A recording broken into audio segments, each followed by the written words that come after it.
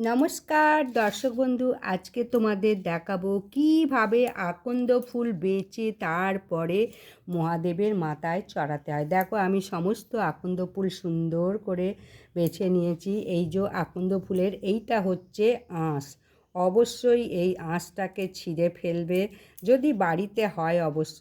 আর এই পিছনের বোঁটাটা ছিঁড়ে ফেলে, এইগুলো আঁশ। এইগুলো যদি মাথায় চড়াও, মহাদেবের বজ্রাঘাতের মতো আঘাত লাগে।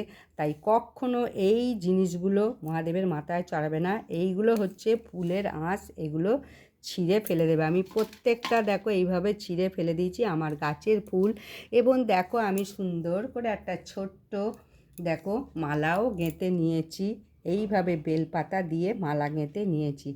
যদি ভালো লাগে অবশ্যই ভিডিওটা একটা লাইক করে সাবস্ক্রাইব করে দাও এবং কমেন্টে লেখো হর হর মহাদেবের জয়।